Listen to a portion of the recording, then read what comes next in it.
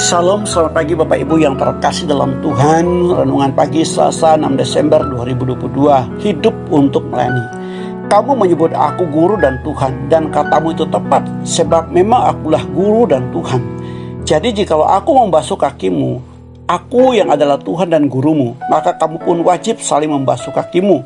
Sebab aku telah memberikan suatu teladan kepada kamu, supaya kamu juga berbuat sama seperti yang telah kuperbuat kepadamu. Aku berkata kepadamu, sesungguhnya seorang hamba tidak lebih daripada tuannya, ataupun seorang utusan daripada dia yang mengutusnya.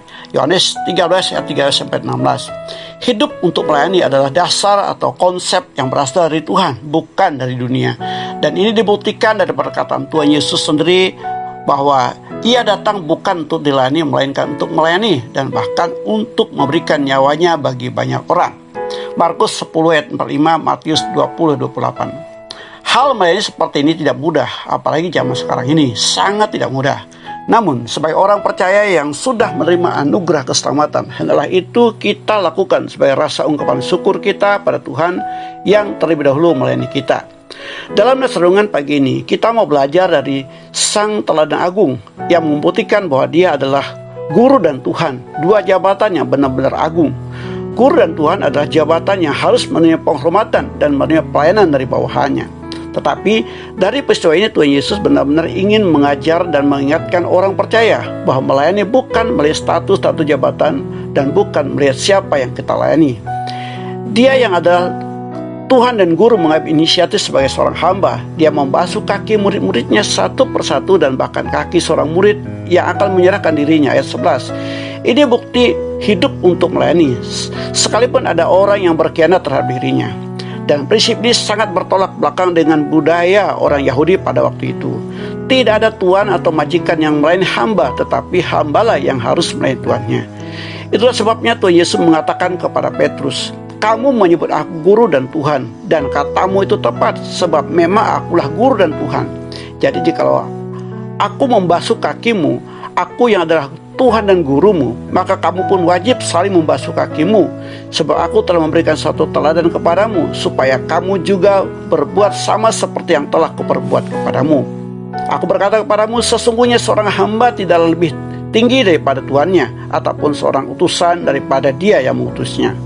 Bapak Ibu, saudara yang dikasihi Tuhan, ayat firman Tuhan ini memberikan sebuah prinsip hidup untuk melayani yang diajarkan oleh Tuhan Yesus kepada murid-muridnya dan kepada kita zaman sekarang ini.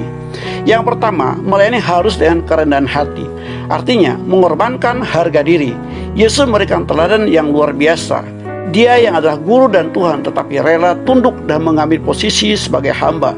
Dalam Filipi pasal 2 ayat 6-8 mengatakan, yang walaupun dalam rupa Allah tidak menganggap kesetaraan dengan Allah itu sebagai milik yang harus dipertahankan, melainkan telah mengosongkan dirinya sendiri dan mengambil rupa seorang hamba dan menjadi sama dengan manusia.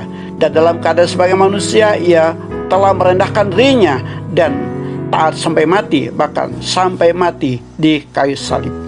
Inilah prinsip melayani yang diajarkan Tuhan Yesus. Tidak meninggikan diri karena jabatan atau kedudukan, tetapi belajar merendahkan diri. Yang kedua, melayani sesama dengan kasih yang tulus dan sungguh-sungguh.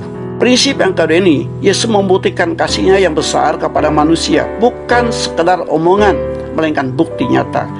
Karena inilah yang diperlukan kita melayani.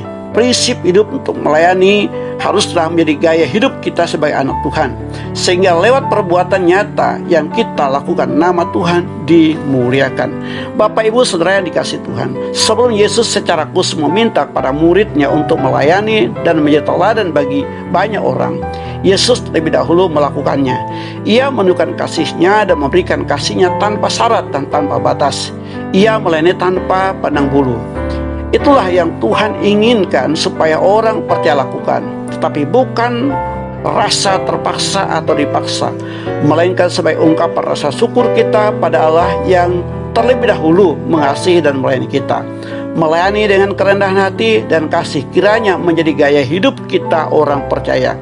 Kiranya lewat renungan kita semakin serupa dengan Yesus. Tuhan Yesus memberkati. Amin.